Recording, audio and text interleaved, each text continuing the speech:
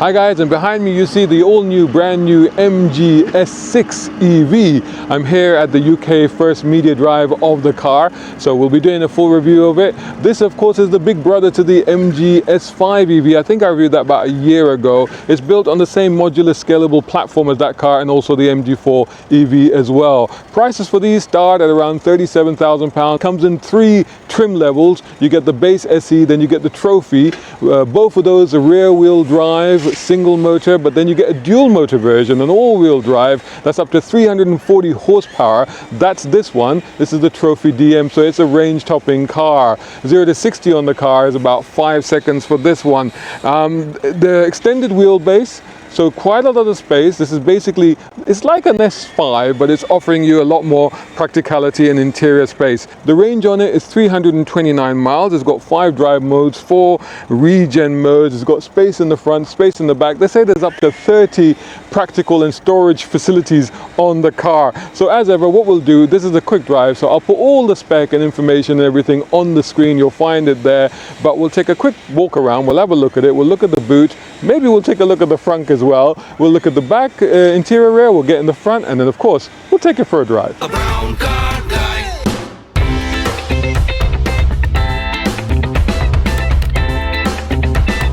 Brown car guy. So as you can see, there's a blue one behind it as well. Which color do you prefer, the red or the blue? It's got the signature front split on the bottom there, which you can see on the S5, but also on the Cyberster as well. Got this new really slim lights with the daytime running lights. Quite a lot of detail down here, as you can see, but quite a bluff aerodynamic style front end. Massive 20-inch alloys. The SE model gets 19-inch alloys. This one gets a little bit bigger wheels. You've got the silver accents on the moldings on the side, which also then match the silver at the top for the roof rails. You can see it's quite a big car. You can actually see that just from looking at it. There is a bit of a length to it. This is, I guess, where you plug in the charger, as you can see there. And then we come to the boot. Let's take a look at that. So let's press the button under there. It's a powered boot, of course, and quite substantial, as you can see. It goes from 674 liters up to 1,920 liters of space in here. You've got pockets on both sides. You've got 60-40 split folding rear seats, another pocket here. Underneath here you don't actually have much. It looks like there's extra storage, but actually that's all you get down here. I think that's the battery, isn't it? And that's all you get. Other than that, all quite good. But yeah, let's actually have a look and see what the front is like, and we'll close this as well. Front is open from here. It's a double pull to release it. Come around here and let's see what we've got. Oh yes, actually quite a substantial space in here. And the other thing is, I think that might be waterproof. That's just a cover for there. I think that's liquids. I don't think it's got drainage. Okay, oh, I better just, it's nice and clean, isn't it? And it's a cold, damp day, so inevitably I will get the interior a little bit dirty, but there you go. So when they talk about, the car is on, by the way, you can hear the fan working away. I should have actually put the fan down, but hopefully you can still hear me perfectly okay. It's a very cold day, so obviously the heating is on in the car. Now, I haven't driven it yet, but I have moved it from there to here, and I did adjust the driver's seat. So this is my position, pretty much. I'm 6'1" and a bit with longer legs. And as you can see, with that in my position for a 6-footer plus, look at the amount of room that I've got. I mean, that is ginormous, you know? Plenty of room there. I mean, the feet, once it's under the seat, is a bit tight, because again, with EVs, there's always a high floor issue, so that's always a thing. I think the seat is actually a bit lower than that one. It just looks like it's a bit lower than that one, so maybe I could move it up, although for me that was fine. So, but actually for a normal person, I guess it would be a little bit higher. You'd have a little bit more wiggle room under there. But otherwise, huge amount of room. They've got massive panoramic glass roof here with, I guess, a sunshade. You could pull that closed if you wanted to, but that gives it a really large feeling of airiness and spaciousness. Really nice trim inside. This is the Alcantara. This is the grey. You either get the beige, which is called natural, so you get the beige Alcantara mix, or you get this one, which is the grey one.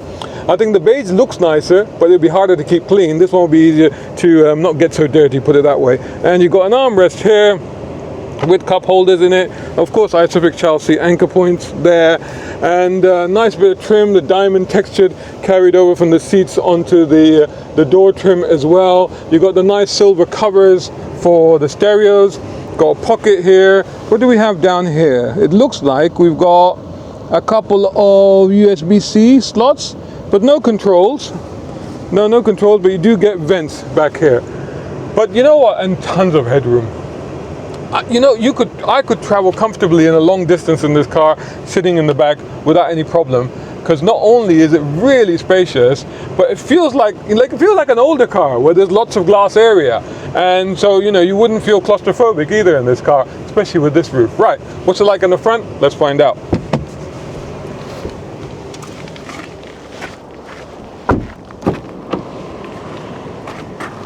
Right, again, trying to keep the car as clean as possible. The seat did move back, but it's moved back into my driving position, so it has that thing where it moves back a little bit to give you a little bit more room. So here we are inside the MG, and it's quite familiar if you're used to the latest generation of EVs. Can you see me all right in that one? Let me just move up a little bit. You get everything that you'd expect. It's got the new system here, so you've got all of the brightness, system, vehicle, all the rest of it. I don't know if you can do that. Can you do that? No, you can't do that. System, Bluetooth, vehicle, tailgate. Oh, so you can open the tailgate, MG Pilot. So that's like the autopilot, but you can configure it, you can trust it. Hill descent control, that's quite good. Turn the screen on and off. You got your weather. You got App Connect, Apple CarPlay, Android Auto, your climate control. So actually maybe it's time to reduce the fan a little bit, because it is, why is that gone on? Don't need that. So we'll keep the temperature at, I think, 20, 29, 28 will do, I think. So let's do that. And we'll turn the fan down a little bit. So that now we can hear each other. We've also got seat controls. Let's have the heated seats on. Although they tend to get really hot really quickly. You've got heated steering wheel as well. So that's quite good. Go back to the home screen. That's your navigation. That's your radio, your sound system, and all the rest of it. So you can click between whatever you want. All of these sort of things. Go back here, nav, that's your big nav screen, that one there, and then you've got your car stuff. Drive mode, so these are drive modes: normal, sport, comfort, so customs, custom, power, sport, steering, sport. I'm going to put that on that because I want to try it like that. On demand four-wheel drive, or full-time on demand, obviously we don't need that. One pedal mode. Have we got curves in here? Let's try it on one pedal mode.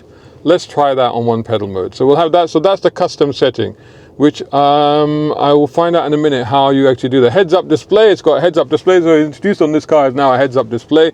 On here, convenience feature. The heads-up display is that one. So you can adjust the level and all that.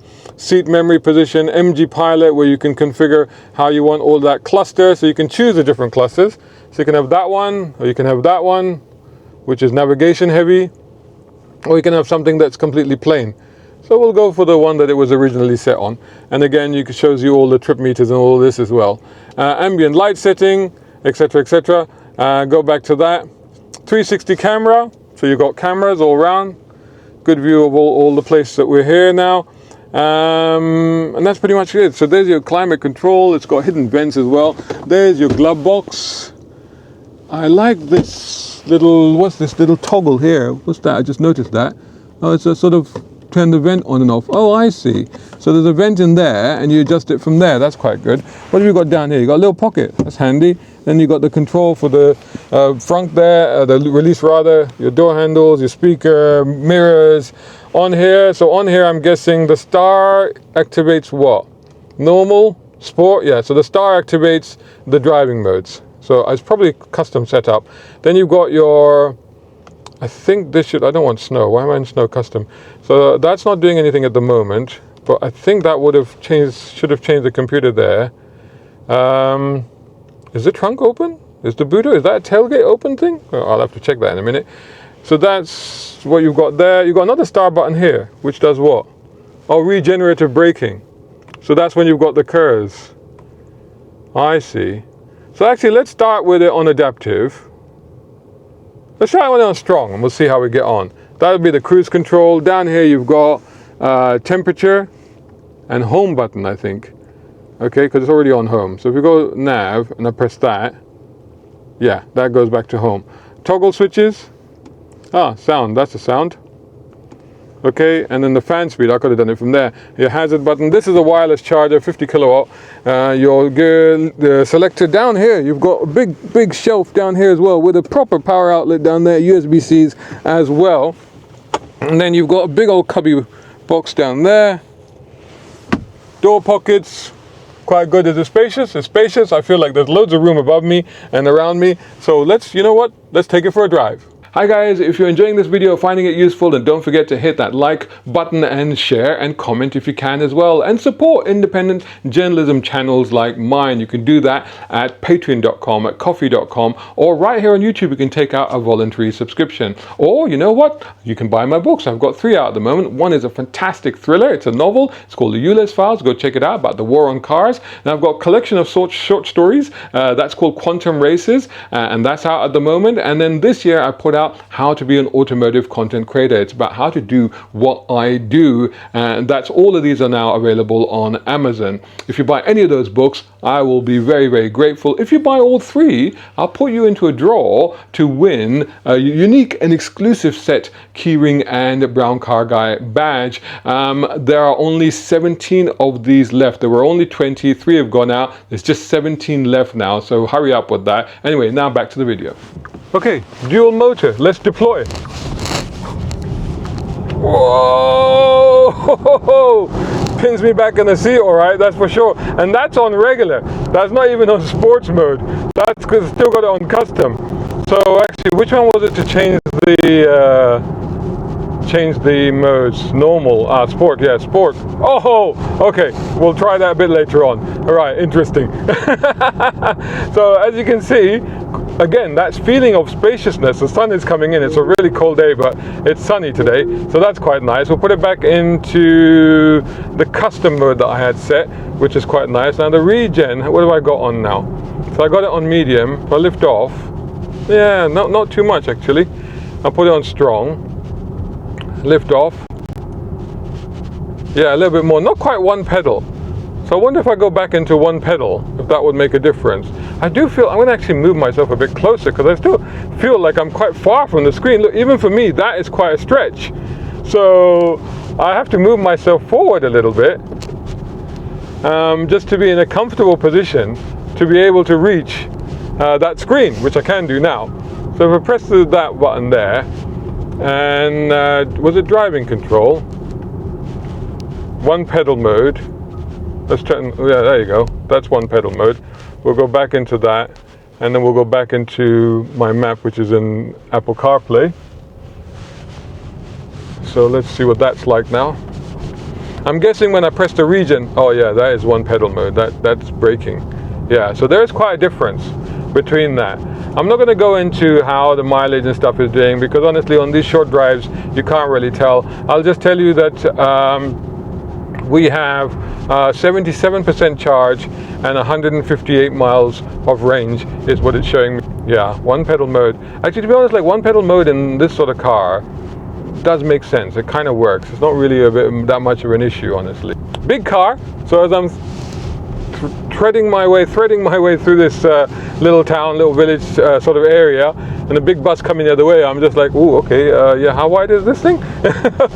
But it wasn't too much of an issue. Sun is out. Let's put the visor down because it's a big window. It's a big window. Lets a lot of light in, that's for sure.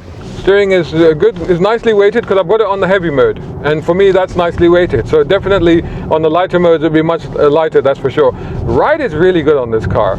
I say really good in an EV context because don't forget, EVs have that kind of stiffness at the bottom, which I often talk about in my EV reviews, which kind of just makes them a little bit jittery a little bit brittle in terms of the rigidity of the chassis, and that kind of translates a little bit into the ride.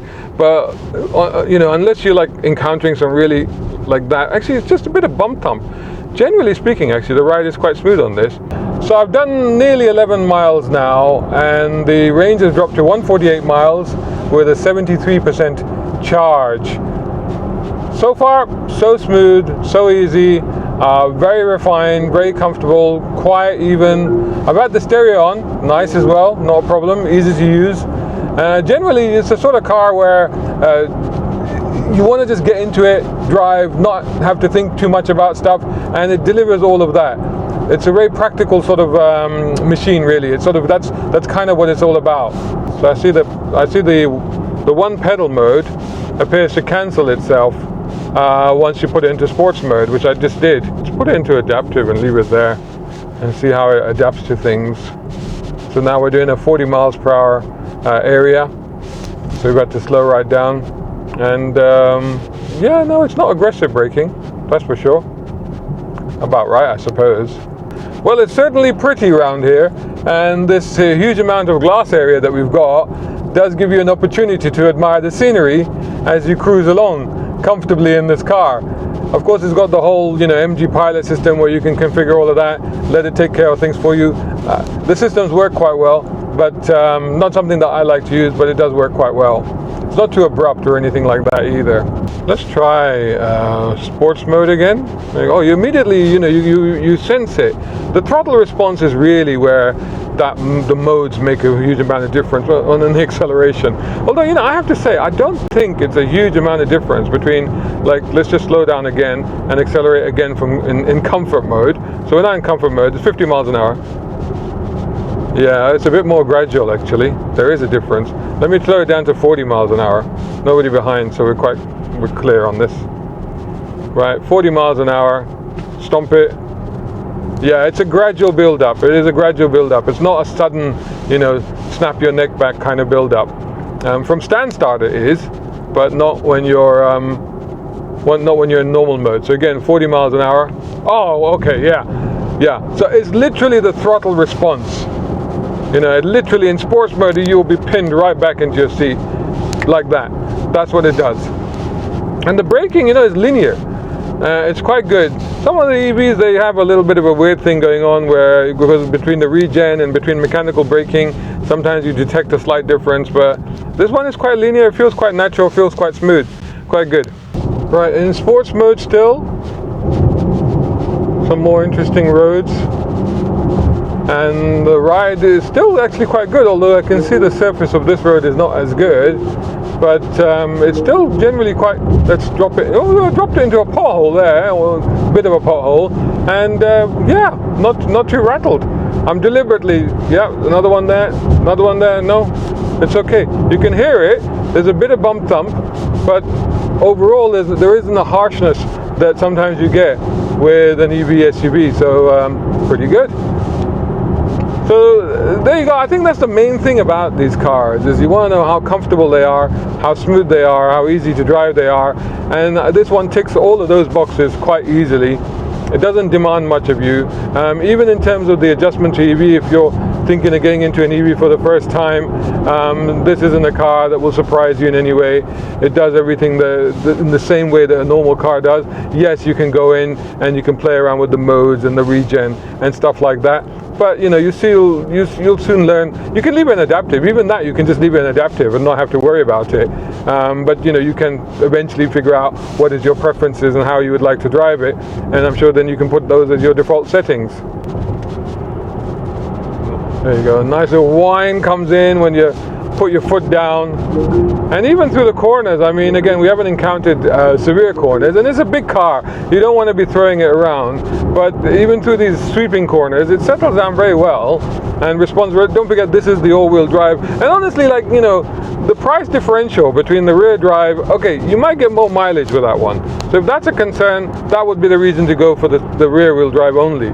But if it's not too much of a concern, then honestly go for this one. The price differential isn't that much. I think it's about $3,000 or something. You might as well go for the dual motor, because considering the added reassurance and the safety and the comfort of knowing that you've got all-wheel drive on demand if you want it, or automatic, then that is just worth the extra, I think. So if you're going to spend this much money, you might as well go for that. Why cheap out at this point, you know? Okay, getting a little bit more interesting with the corners, and it's just a lovely day actually, to be honest, despite the fact that it is so cold.